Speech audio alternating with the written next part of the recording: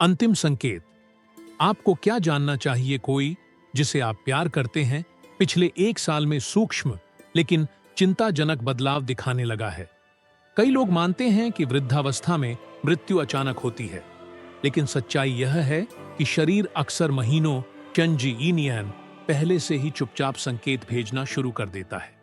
समस्या यह है कि ज्यादातर लोग इन संकेतों को नजरअंदाज कर देते हैं क्योंकि शुरुआत में वे मामूली लगते हैं। केवल पीछे मुड़कर देखने पर उन्हें एहसास होता है कि संकेत हमेशा से मौजूद थे, लेकिन तब तक खुद को मानसिक रूप से तैयार करने और अपने प्रियजन के साथ बिताने के अनमोल पलों का पूरा आनंद लेने में देर हो चुकी होती है। इस वीडियो में हम 7 प्रमुख संकेतों पर चर्चा करेंगे जो आमतौर पर किसी वृद्ध व्यक्ति के निधन से लगभग 1 साल पहले प्रकट होते हैं। इनमें से कुछ संकेत ऐसे हो सकते हैं जिन्हें आपने पहले ही देखा हो, लेकिन बढ़ती उम्र का सामान्य प्रभाव मान लिया हो। वहीं कुछ संकेत छोटे लग सकते हैं, लेकिन वास्तव में वे शरीर के धीरे धीरे कमजोर होने का संकेत देते हैं। समय रहते इन संकेतों को पहचानना आपको बेहतर देखभाल करने, हर महत्वपूर्ण क्षण का लाभ उठाने और सबसे महत्वपूर्ण बात, अपने प्रियजन के अंतिम समय को आरामदायक, सम्मानजनक और शांतिपूर्ण बनाने का अवसर देता है। इसलिए वीडियो को अंत तक देखें, क्योंकि ये 7 संकेत आपको भावनात्मक और व्यावहारिक रूप से तैयार करने में मदद कर सकते हैं। ये समझना कि क्या हो रहा है आपको अप्रत्याशित स्थितियों से बचाएगा और आपको अपने प्रियजनों के साथ शेष समय को पूरी तरह से संजोने का मौका देगा। 1. महत्वपूर्ण वजन घटाव। जब शरीर अपने अंतिम चरण में प्रवेश करता है तो सबसे पहले जो परिवर्तन दिखता है वह है अनैच्छिक वजन घटाव। आश्चर्यजनक बात यह है कि यह तब भी हो सकता है जब व्यक्ति सामान्य रूप से भोजन कर रहा हो। आप देख सकते हैं कि उनके कपड़ों का फिट ढीला हो गया है, उनकी कमर को अब कसकर बेल्ट की जरूरत पड़ रही है, या उनका चेहरा पहले की तुलना में अधिक पतला और कोणीय दिखने लगा है। लेकिन चिंता का विषय केवल वजन कम होना नहीं है, बल्कि इसका शरीर के कार्यों पर प्रभाव पड़ना है। इस चरण में शरीर अब पोषक तत्वों को पहले की तरह प्रभावी ढंग से अवशोषित नहीं कर पाता और अपनी ही मांसपेशियों को ऊर्जा के स्रोत के रूप में इस्तेमाल करना शुरू कर देता है।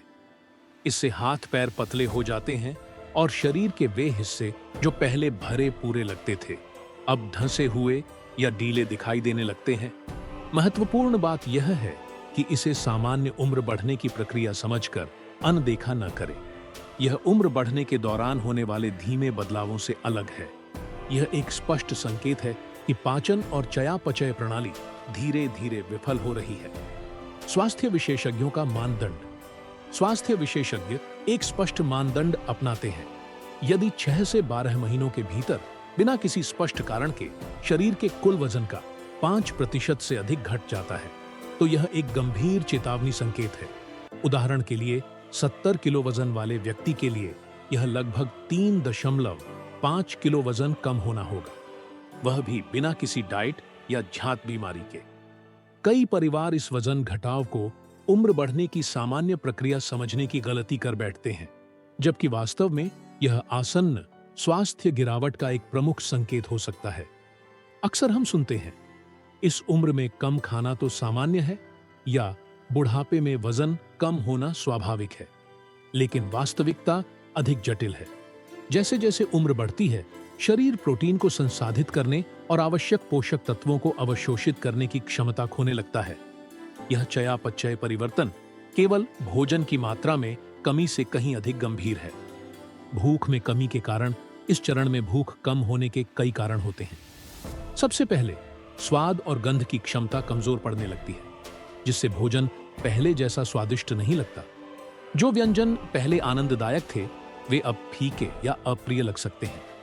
इसके अलावा हार्मोनल बदलाव भूख को काफी हद तक दबा देते हैं, जिससे स्थिति और भी बिगड़ जाती है। यह चयापचय गिरावट एक खतरनाक चक्र शुरू कर देती है। भोजन की मात्रा कम होने से शरीर को कम ऊर्जा मिलती है, जिससे शारीरिक गतिविधि में कमी आती है। नतीजतन मांसपेशियां कमजोर होने लगती हैं और धीरे धीरे साधारण कार्य जैसे खाना बनाना या खुद को खिलाना भी मुश्किल हो जाता है। क्या करें? अगर आपने अपने प्रियजन में यह बदलाव देखा है तो दो स्तरों पर कार्रवाई करना जरूरी है। एक, चिकित्सकीय परामर्श लें, संभावित स्वास्थ्य समस्याओं को पहचानें और किसी उपचार योग्य कारण को नजरअंदाज न करें। दो, आहार में बदलाव करें, छोटे लेकिन अधिक बार भोजन कराएं, सुपाच्य और पोषक तत्वों से भरपूर खाद्य पदार्थ दें और भोजन को अधिक आकर्षक बनाएं ताकि खाने की इच्छा बनी रहे। आम गलती, जबरदस्ती खिलाना। कई परिवार प्रेम और चिंता के कारण अपने प्रियजन को जबरदस्ती अधिक खाने के लिए मजबूर करते हैं, लेकिन यह केवल तनाव और चिंता बढ़ाता है, जिससे भोजन एक कष्टदायक अनुभव बन सकता है। इसके बजाय यह समझना महत्वपूर्ण है कि शरीर अपनी क्षमताओं और सीमाओं का स्पष्ट संकेत दे रहा है। 2, अत्यधिक थकान। क्या आपका प्रियजन अधिक घंटे सोता है लेकिन फिर भी हमेशा थका हुआ लगता है?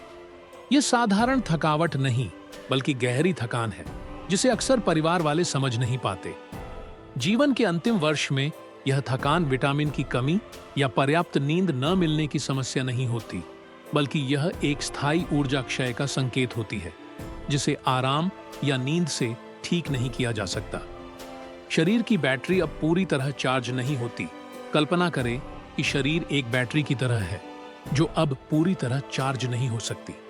जैसे जैसे हृदय रक्त पंप करने में कम प्रभावी होने लगता है, वैसे वैसे अंगों और मांसपेशियों को कम ऑक्सीजन और पोषक तत्व मिलते हैं।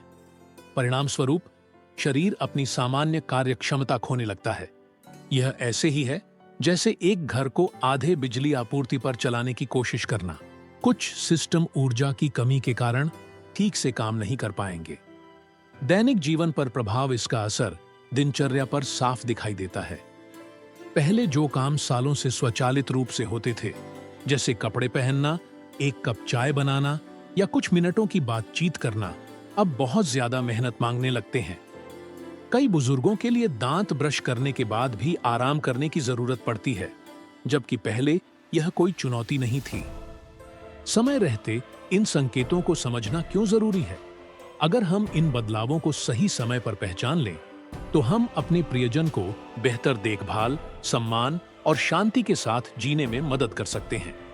यह प्रक्रिया एक दिन में नहीं होती, बल्कि यह लगभग अदृश्य संकेतों के साथ शुरू होती है। दैनिक गतिविधियों के दौरान अनपेक्षित विराम या अधिक बार बैठने की आवश्यकता। समय के साथ ये क्षण अधिक बार घटित होने लगते हैं, जब तक कि थकान उनके अधिकांश दिनों पर हावी नहीं हो जाती, जिससे बिना अत्यधिक थकान महसूस किए सक्रिय रहने की उनकी क्षमता नाटकीय रूप से कम हो जाती है। कोशिका स्तर पर शरीर एक गहरी रूपांतरण प्रक्रिया से गुजरता है। सामान्य रूप से सभी कार्यों के लिए ऊर्जा उत्पन्न करने के बजाय यह अपने सीमित संसाधनों को केवल सबसे आवश्यक चीजों की ओर मोड़ देता है। यह एक ऐसे शहर की तरह है जहां बिजली गुल हो गई हो और जो थोड़ी बहुत बिजली बची हो वह केवल अस्पतालों और आपातकालीन सेवाओं को दी जा रही हो, जबकि बाकी सब कुछ अंधेरे में डूबा हो। अक्सर परिवार के सदस्य इस प्रक्रिया को गलत समझते हैं और सोचते हैं कि यह प्रयास की कमी, अवसाद या जीवन में रुचि खोने का परिणाम है। हालांकि यह इच्छा शक्ति या मानसिकता का मामला नहीं है, बल्कि यह एक अपरिहार्य जैविक प्रक्रिया है जो महत्वपूर्ण शारीरिक कार्यों की गिरावट से जुड़ी है। नींद भी नाटकीय रूप से बदल जाती है, जिससे एक अजीब विरोधाभास उत्पन्न होता है। भले ही वृद्ध व्यक्ति कुल मिलाकर अधिक घंटे सोए, उनका आराम खंडित हो जाता है। दिन में बार बार झपकी लेना, सामाजिक आयोजनों में सतर्क रहने में कठिनाई और एक ऐसी रात की नींद जो पहले की तरह तरोताजा नहीं करती, ये सभी इस बढ़ती हुई थकान में योगदान देते हैं। इस वास्तविकता को देखते हुए अपेक्षाओं और दृष्टिकोण को समायोजित करना महत्वपूर्ण है। व्यक्ति को सक्रिय बनाए रखने के लिए जोर देने के बजाय यह अधिक प्रभावी होता है कि उनके पास ऊर्जा के जो भी क्षण होते हैं, जो आमतौर पर सुबह में होते हैं, उन्हें सार्थक गतिविधियों के लिए उपयोग किया जाए। फिर उन्हें बिना किसी दबाव के आराम करने की अनुमति देना चाहिए। शारीरिक थकावट से परे एक और संकेत है जो और भी अधिक खुलासा करता है, लेकिन जिसे कई परिवार नजरअंदाज कर देते हैं। मानसिक दूरी। भले ही वे शारीरिक रूप से मौजूद हों, आपका प्रियजन धीरे धीरे एक ऐसी स्थिति में प्रवेश कर सकता है जो वर्तमान और परलोक के बीच का एक अंतराल है, जिसे आमतौर पर एकाग्रता की कमी या सामान्य बुढ़ापे के रूप में देखा जाता है। वह वास्तव में मस्तिष्क की एक गहरी विदाई की शुरुआत होती है। यह बदलाव केवल कभी कभार भूलने की बात नहीं है। आप देख सकते हैं कि वृद्ध व्यक्ति खिड़की के बाहर लंबे समय तक स्थिर दृष्टि से देख रहे हैं, या बातचीत के बीच में उनकी नजरें खो जाती हैं, जैसे कि वे कुछ ऐसा देख रहे हों जो दूसरों के लिए अदृश्य हो। यह भी आम है कि वे पारिवारिक बैठकों में मौन दर्शक बन जाए, जहां पहले वे उत्साहपूर्वक भाग लेते थे। समय की धारणा भी अधिक भ्रमित हो जाती है। वे दिन और रात को गलत समझ सकते हैं, या दशकों पहले की घटनाओं के बारे में ऐसे बात कर सकते हैं मानो वे हाल ही में हुई हों। यह केवल साधारण भ्रम नहीं है, बल्कि यह दर्शाता है कि मस्तिष्क वर्तमान से अपना संपर्क खो रहा है, जिससे पुराने सबसे महत्वपूर्ण यादें अधिक प्रभावी ढंग से उभर रही हैं।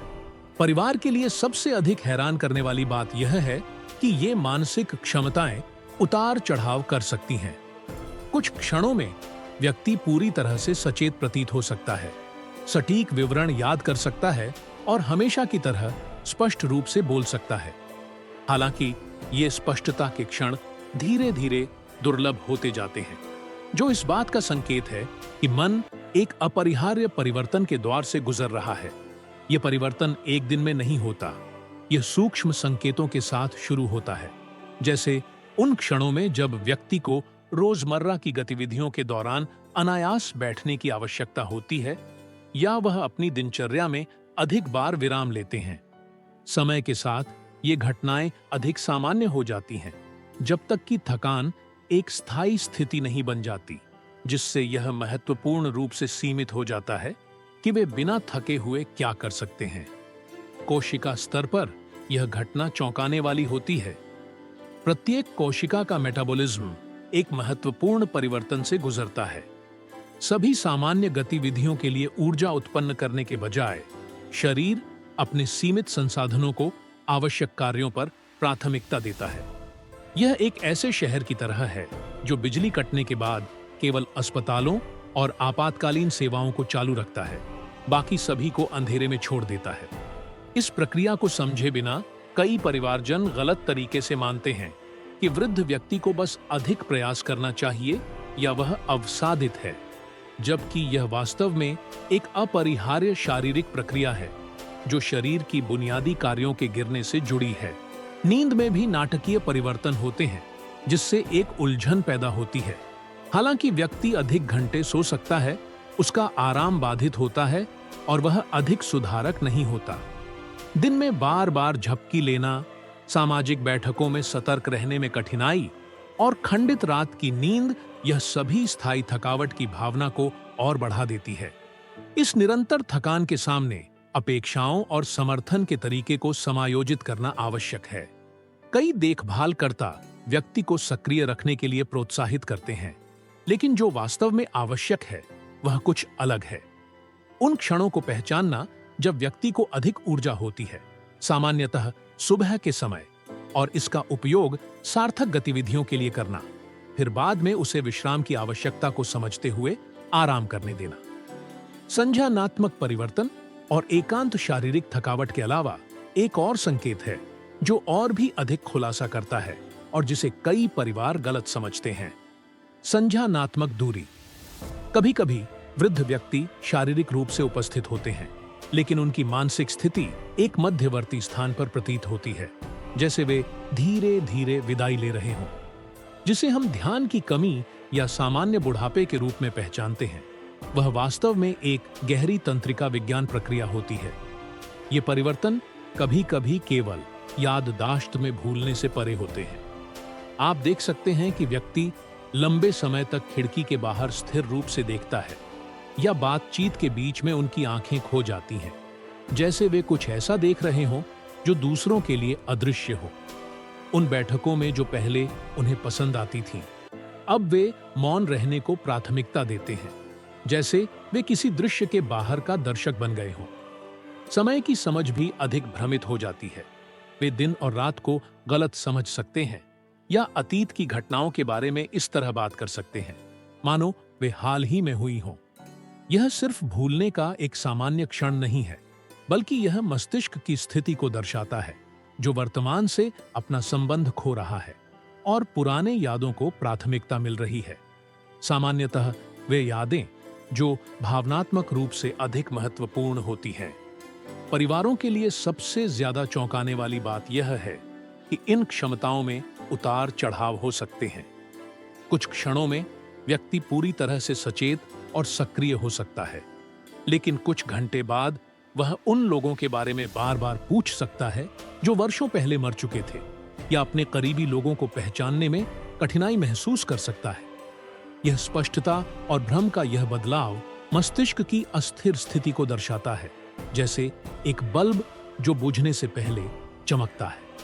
सामाजिक अलगाव धीरे धीरे दिखाई देने लगता है।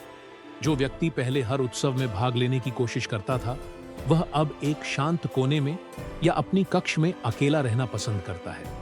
यह अरुचि नहीं है, बल्कि सामाजिक बातचीत अब उस मस्तिष्क के लिए थकान का कारण बनती है, जो अब एक समय में एक से अधिक उत्तेजनाओं को संभाल नहीं सकता। तंत्रिका विज्ञान दृष्टिकोण से मस्तिष्क अपने सीमित संसाधनों को पुनः वितरित करना शुरू करता है, आवश्यक कार्यों को प्राथमिकता देता है और नई जानकारी को संसाधित करने या जटिल बातचीत बनाए रखने की क्षमता को कम करता है। ऐसा लगता है जैसे वह इस समय में केवल वही चीजों को महत्वपूर्ण मानता है। इसलिए पुरानी कहानियां बरकरार रहती हैं, जबकि वह भूल जाते हैं कि उन्होंने 1 घंटे पहले क्या खाया था। यहां भावनात्मक परिवर्तन भी महत्वपूर्ण होते हैं। वे कभी अचानक एक सामान्य बातचीत में रो सकते हैं, उन स्थितियों में चिड़चिड़ा हो सकते हैं जिन्हें पहले वे शांति से संभालते थे, या इसके विपरीत चौंकाने वाली खबरों पर अप्रत्याशित शांति का प्रदर्शन कर सकते हैं। यह दूरी निष्क्रियता नहीं है, बल्कि रोजमर्रा की चिंताओं से धीरे धीरे अलगाव है। जब आप इन परिवर्तनों को देखें तो अपनी संवाद शैली को अनुकूलित करें। लंबे स्पष्टीकरण या जटिल सवाल भ्रमित कर सकते हैं। इसके बजाय छोटे और स्पष्ट वाक्य प्रयोग करें। ध्यान भटकाने वाली चीजों से बचें और उनके लय का सम्मान करें। उनके गलतियों को लगातार सुधारने या दर्दनाक नुकसान की याद दिलाने से बचें, क्योंकि इससे केवल तनाव बढ़ता है। यह केवल एक सामान्य गिरावट नहीं है, बल्कि यह एक प्राकृतिक तैयारी प्रक्रिया का हिस्सा हो सकता है। कई आध्यात्मिक परंपराएं और पलिएटिव देखभाल के अध्ययन यह सुझाव देते हैं कि भौतिक दुनिया से यह धीरे धीरे अलगाव एक संक्रमण है, जो व्यक्ति को भावनात्मक रूप से दूर होने में मदद करता है, इससे पहले कि वह शारीरिक रूप से चला जाए।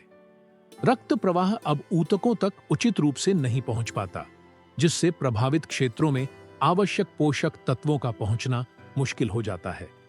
इसके अलावा कोशिका पुनर्योजन की गति में काफी मंदी आ जाती है। चिकित्सकों की मुख्य चिंता केवल संक्रमणों की आवृत्ति नहीं है, बल्कि शरीर की क्षमता है, जो एक संक्रमण से दूसरे संक्रमण के बीच पूरी तरह से ठीक नहीं हो पाती। एक पैटर्न बनता है जिसमें प्रत्येक नया संक्रमण तब हमला करता है जब शरीर अभी भी पिछले संक्रमण से कमजोर होता है, जिससे स्वास्थ्य में धीरे धीरे गिरावट आती है। एक प्रमुख पहलू जिसे कई परिवार ध्यान में नहीं रखते, वह यह है कि वृद्ध व्यक्तियों में जीवन के अंतिम चरण में संक्रमणों के लक्षण कैसे बदलते हैं। जबकि युवा व्यक्तियों में एक मूत्र मार्ग संक्रमण बुखार और दर्द का कारण बन सकता है, वृद्धों में यह अचानक भ्रम या अत्यधिक थकावट के रूप में प्रकट होता है। इसके अतिरिक्त बुखार, जो आमतौर पर संक्रमण का संकेत होता है, अनुपस्थित हो सकता है, क्योंकि शरीर अपनी रक्षा के रूप में तापमान बढ़ाने की क्षमता खो देता है।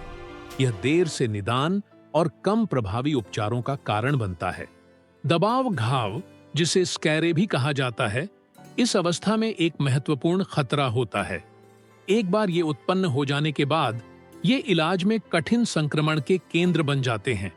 ये त्वचा में घाव, जो शुरू में सामान्य जलन के रूप में होते हैं, हड्डी तक गहरे हो सकते हैं, जो शरीर की मरम्मत और रक्षा की क्षमता को दर्शाता है।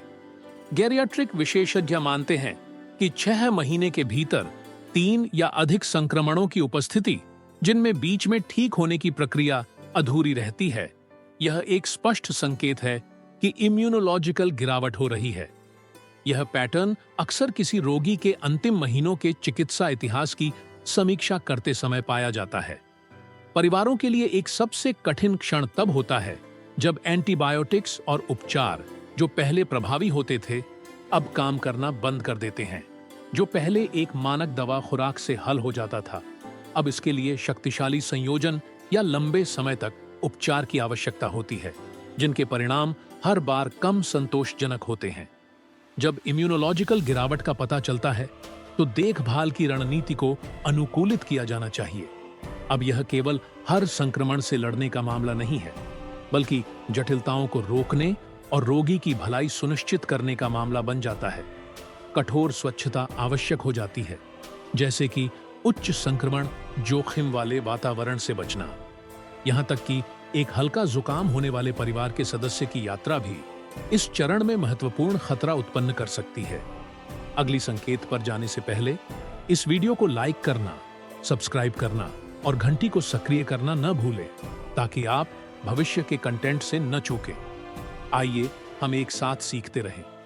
श्वसन और परिसंचरण में बदलाव जीवनदायिनी प्रणालियों के विफल होने के सबसे स्पष्ट संकेतों में से एक रक्त परिसंचरण में बदलाव है। शुरुआत में ये बदलाव सूक्ष्म होते हैं और अक्सर अनदेखे रह जाते हैं। हो सकता है कि व्यक्ति अब उथली सांस लेता हो, या वह ऐसी सांसें लेने के बीच रुकावट महसूस करता हो जो पहले नहीं होती थी। यहां तक कि छोटी गतिविधियां जैसे सोफे से बाथरूम तक चलना उसे सांस लेने में कठिनाई दे सकती है, जिसे अक्सर वृद्धावस्था का साधारण संकेत माना जाता है। सप्ताहों के साथ ये श्वसन पैटर्न अधिक स्पष्ट हो जाते हैं। एक प्रमुख संकेत चेने स्टोक्स श्वसन है, जिसमें श्वसन चक्र गहरी और उथली सांसों के बीच बारी बारी से बदलते हैं, जिनके बाद 30 सेकंड तक रुकावट होती है। हालांकि ये रुकावटें परिवारों के लिए चिंताजनक हो सकती हैं। स्वास्थ्य पेशेवर इसे जीवन के अंतिम चरण में प्राकृतिक प्रक्रिया का हिस्सा मानते हैं। जैसे जैसे हृदय बुढ़ाता है, यह रक्त को प्रभावी रूप से पंप करने की क्षमता खो देता है, जिससे मस्तिष्क और फेफड़ों जैसे महत्वपूर्ण अंगों तक ऑक्सीजन की आपूर्ति प्रभावित होती है। इस कमी की भरपाई के लिए श्वसन प्रणाली अपनी गति और गहराई को समायोजित करती है। हालांकि परिसंचरण प्रणाली का बाहरी भाग सबसे पहले प्रभावित होता है, क्योंकि शरीर अधिक महत्वपूर्ण अंगों के लिए रक्त प्रवाह को प्राथमिकता देता है। नतीजतन हाथों, पैरों, नाक और कान जैसे अंगों में लगातार ठंडक महसूस हो सकती है, भले ही वातावरण गर्म हो या व्यक्ति कंबल में लिपटा हो। यह केवल ठंड के प्रति बढ़ी हुई संवेदनशीलता का परिणाम नहीं है, बल्कि इन क्षेत्रों में रक्त प्रवाह में वास्तविक कमी है। अंतिम चरणों में इस परिसंचरण क्षति के स्पष्ट संकेत प्रकट हो सकते हैं, जैसे होंठों या उंगलियों में नीली रंगत, जिसे साइनोसिस कहा जाता है। इसके अलावा त्वचा पर असमान धब्बे दिखाई दे सकते हैं, जिनमें लाल या बैंगनी रंग के धब्बे होते हैं, खासकर हाथों और पैरों में, जो रक्त प्रवाह के असमान होने का संकेत देते हैं। एक और सामान्य परिणाम फेफड़ों में तरल पदार्थ का संचय है, क्योंकि हृदय अब प्रभावी रूप से रक्त को पंप नहीं कर पा रहा। यह बिना किसी स्पष्ट कारण के लगातार खांसी, श्वास में घबराहट की आवाज, जिन्हें चिकित्सा में एस्टर्टर्स कहा जाता है, या श्वास लेने में मदद के लिए सिर को ऊंचा रखकर सोने की आवश्यकता का कारण बन सकता है। कई बुजुर्गों को जब वे पूरी तरह से लेटने की कोशिश करते हैं, तो सांस लेने में परेशानी होती है। ये बदलाव दैनिक जीवन पर महत्वपूर्ण प्रभाव डालते हैं। व्यक्ति को बोलते समय बार बार विराम लेना पड़ सकता है, जैसे कि हर शब्द को कहने में बहुत प्रयास लग रहा हो, या वह बिना कोई शारीरिक गतिविधि किए, जैसे पढ़ना या टीवी देखना, भी सांस फूलने की शिकायत कर सकता है। इन स्थितियों में व्यक्ति की भलाई को बेहतर बनाने के लिए कमरे का तापमान आरामदायक बनाए रखना, यदि हवा सूखी हो तो ह्यूमिडिफायर का उपयोग करना, और यह सुनिश्चित करना कि वह आराम से ऊंचे ऊपरी धड़ के साथ आराम कर सके। कुछ छोटे अनुकूलन हो सकते हैं जो आराम में बड़ा फर्क डाल सकते हैं। यह समझना महत्वपूर्ण है कि ये संकेत कोई चिकित्सा आपातकाल नहीं है जो कठोर उपायों की आवश्यकता हो, बल्कि यह एक प्राकृतिक प्रक्रिया का हिस्सा है। कार्डियोवास्कुलर और श्वसन प्रणाली अपनी बढ़ती सीमाओं के स्पष्ट संकेत भेज रही हैं। अप्रत्याशित को रोकने के बजाय सबसे सहानुभूतिपूर्ण प्रतिक्रिया यह है कि वातावरण को इस प्रकार अनुकूलित किया जाए जिससे उनका भला हो और उन्हें गरिमा प्रदान की जाए। नींद और भूख में बदलाव। इन बदलावों को सम्मान के साथ स्वीकार करना यह भी है कि जब जीवन के प्राकृतिक लय में परिवर्तन होने लगता है तो इसे पहचानना जरूरी है। जैसे शरीर ने स्पष्ट रूप से शारीरिक गिरावट के संकेत दिए हैं, वैसे ही कुछ अधिक सूक्ष्म परिवर्तन होते हैं जो नींद और भूख जैसे बुनियादी पहलुओं को प्रभावित करते हैं। हो सकता है कि वह व्यक्ति जो पहले अपने भोजन का आनंद लिया करता था, अब मुश्किल से एक कौर खाता हो। यह परिवर्तन केवल भोजन में रुचि की कमी के कारण नहीं है।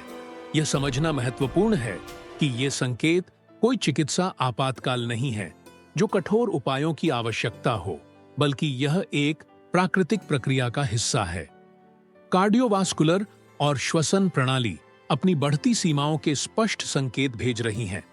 अप्रत्याशित को रोकने के बजाय सबसे सहानुभूतिपूर्ण प्रतिक्रिया यह है कि वातावरण को इस प्रकार अनुकूलित किया जाए जिससे उनका भला हो और उन्हें गरिमा प्रदान की जाए। नींद और भूख में बदलाव। इन बदलावों को सम्मान के साथ स्वीकार करना यह भी है कि जब जीवन के प्राकृतिक लय में परिवर्तन होने लगता है तो इसे पहचानना जरूरी है। जैसे शरीर ने स्पष्ट रूप से शारीरिक गिरावट के संकेत दिए हैं, वैसे ही कुछ अधिक सूक्ष्म परिवर्तन होते हैं जो नींद और भूख जैसे बुनियादी पहलुओं को प्रभावित करते हैं। हो सकता है कि वह व्यक्ति जो पहले अपने भोजन का आनंद लिया करता था, अब मुश्किल से एक कौर खाता हो। यह परिवर्तन केवल भोजन में रुचि की कमी के कारण नहीं है, बल्कि यह शरीर की आंतरिक पुनर्गठन की गहरी प्रक्रिया का परिणाम है। जीवन के अंतिम महीनों में जैविक घड़ी में महत्वपूर्ण परिवर्तन होते हैं। अगर आप पाते हैं कि आपका प्रिय व्यक्ति मध्य रात्रि के समय खिड़की से बाहर देख रहा है या वह दिन में गहरी नींद में सोता है जबकि पहले वह सुबह जल्दी उठता था, तो यह केवल उसकी आदतों में बदलाव नहीं है, बल्कि यह तंत्र का पुनर्गठन है। यह नींद का विखंडन हाइपोथैलेमस में बदलाव के कारण होता है, जो मस्तिष्क का वह क्षेत्र है जो विश्राम के चक्रों को नियंत्रित करता है। इसके परिणाम स्वरूप दिन और रात की अवधारणाएं जैविक दृष्टिकोण से अपना अर्थ खो देती हैं। हालांकि व्यक्ति कई घंटे की नींद ले सकता है, यह नींद पूरे दिन छोटे छोटे अवकाशों में बंट जाती है।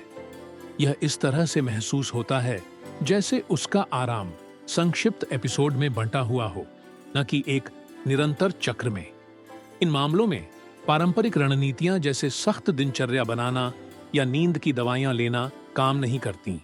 यह सामान्य नींद की समस्या नहीं है, बल्कि मस्तिष्क की गतिविधि में बदलाव है। इन परिवर्तनों को धैर्य और समझदारी के साथ स्वीकार करना इस चरण में व्यक्ति का साथ देने का सबसे अच्छा तरीका है। साथ ही भोजन के साथ संबंध में भी महत्वपूर्ण परिवर्तन होते हैं। वह सेब का केक जो पहले आपकी दादी की पसंदीदा मिठाई थी, अब उनके प्लेट पर वैसे का वैसा पड़ा रहता है, जबकि वह स्टेक जिसे आपके पिता हर जन्मदिन पर मंगवाते थे, अब उनके लिए पूरी तरह से आकर्षण खो चुका है। ये परिवर्तन मस्तिष्क और पाचन तंत्र में गहरे बदलावों को दर्शाते हैं। वृद्धावस्था के डॉक्टरों ने जीवन के अंतिम महीनों में एक सामान्य पैटर्न पहचाना है। मीठे स्वाद की ओर एक स्पष्ट झुकाव विकसित होता है, जबकि नमकीन या जटिल स्वाद वाले भोजन आमतौर पर नकारे जाते हैं। बहुत से लोग ऐसे विकल्पों की ओर बढ़ते हैं जिन्हें खाना आसान हो, जैसे दही, सूप या प्यूरी, न केवल उनकी बनावट के कारण बल्कि इसलिए कि उनके स्वाद संवेदक में महत्वपूर्ण बदलाव हो चुके होते हैं। इस परिघटना का एक रोचक जैविक स्पष्टीकरण है। कड़वे और नमकीन स्वाद के लिए स्वाद संवेदक मीठे के मुकाबले तेजी से खराब होते हैं, जिसके कारण स्वाद की ध्वनि में असंतुलन होता है। जो एक साधारण इच्छा जैसी लग सकती है, वह दरअसल एक संवेदी अनुकूलन है। शरीर उन संवेदनाओं के साथ आनंद अधिकतम करने की कोशिश करता है जो अभी भी अच्छी तरह से काम कर रही हैं। इसके अलावा भूख और तृप्ति का तंत्र वह जैविक लय जो हमारे जीवन भर साथ रही है, अब धुंधला होने लगता है। ग्रेलिन, वह हार्मोन जो भूख की भावना उत्पन्न करता है, कम मात्रा में बनने लगता है। इसका मतलब यह नहीं है कि व्यक्ति स्वेच्छा से भोजन का बहिष्कार कर रहा है, बल्कि इसका मतलब है कि उनका शरीर अब भूख को पहले जैसा अनुभव नहीं करता, न ही उतनी तीव्रता और आवृत्ति के साथ। भूख में यह कमी एक प्राकृतिक मेटाबॉलिक रणनीति का हिस्सा है।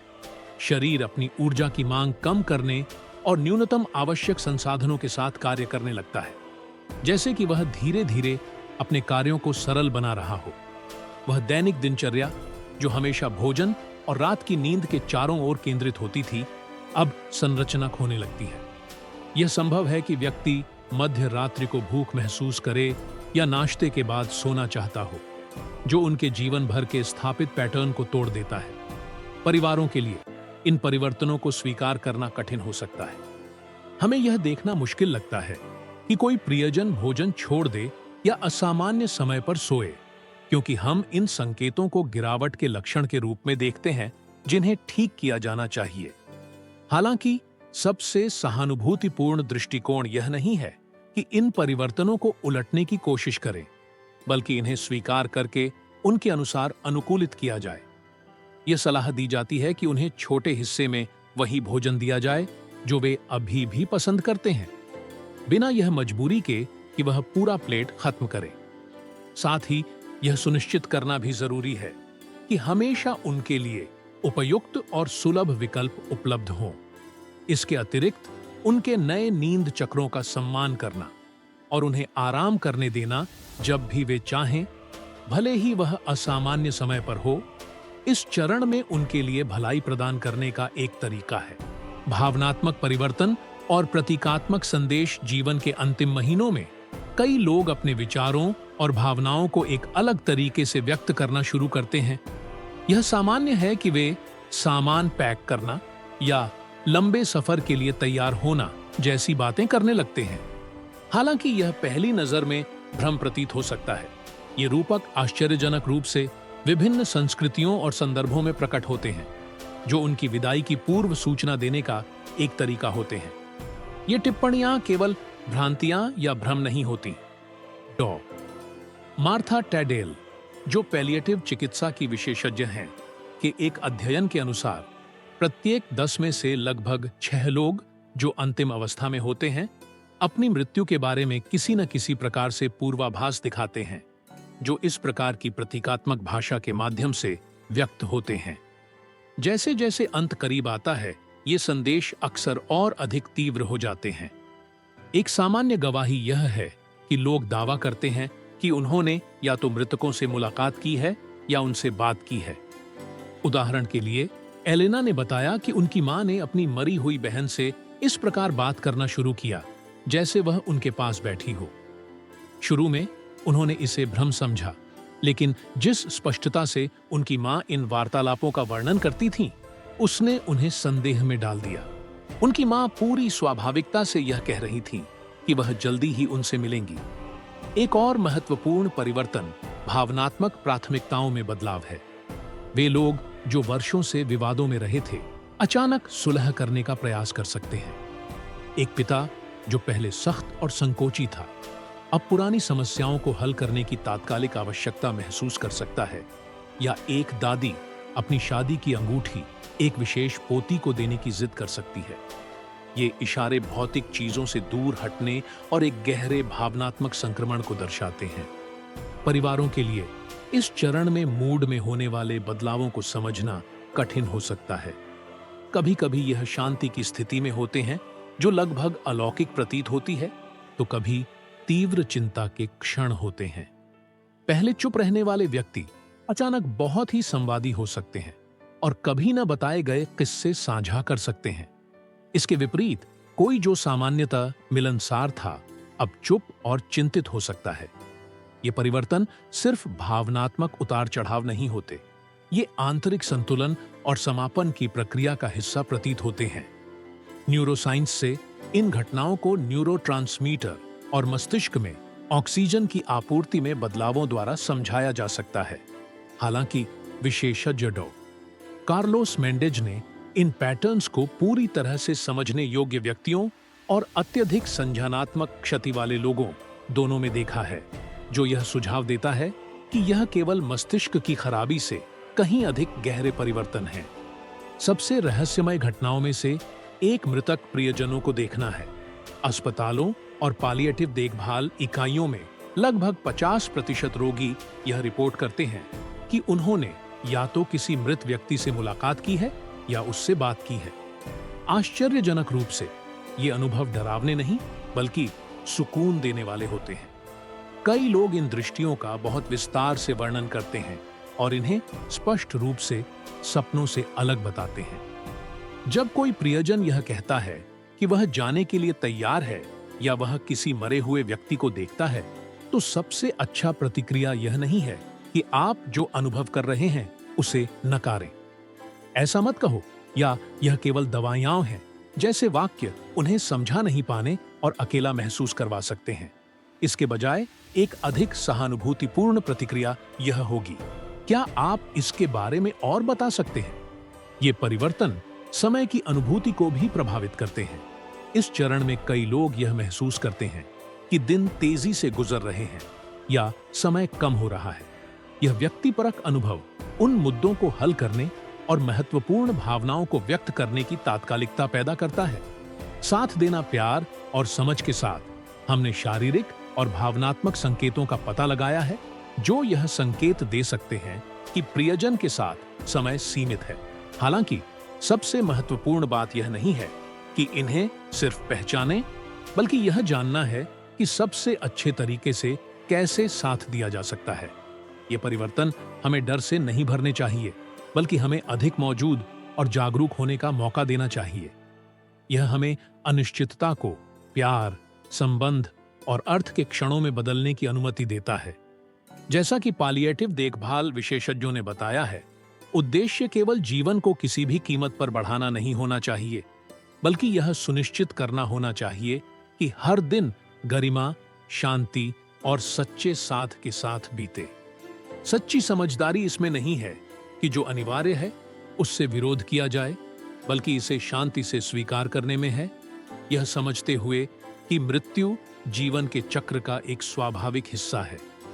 हम जो खो रहे हैं उस पर ध्यान केंद्रित करने के बजाय हम उस पर ध्यान केंद्रित कर सकते हैं जो अभी भी साझा किया जा सकता है। आखिरकार सबसे मूल्यवान उपहार एक और उपचार या अधिक समय नहीं है, बल्कि हमारी प्यार भरी उपस्थिति, हमारी सुनवाई और उनके विदाई के प्रक्रिया के प्रति हमारे सम्मान है। सहानुभूति से साथ देना हमें शांति देता है, यह जानकर कि जब समय आएगा हम सबसे महत्वपूर्ण चीज प्रदान कर चुके होंगे, बिना शर्त प्यार और शांति में एक विदाई। अगर आप यहां तक पहुंचे हैं तो दीर्घायु और सुखी जीवन कमेंट्स में लिखें ताकि हम जान सकें कि असली चैंपियन कौन है। लाइक देना, सब्सक्राइब करना और नोटिफिकेशन चालू करना न भूलें और इस वीडियो को अपने प्रियजनों के साथ शेयर करें ताकि वे भी इस जीवन के इस चरण को बेहतर समझ सकें। अब अगला वीडियो देखें और सीखते रहें। वहां मिलते हैं।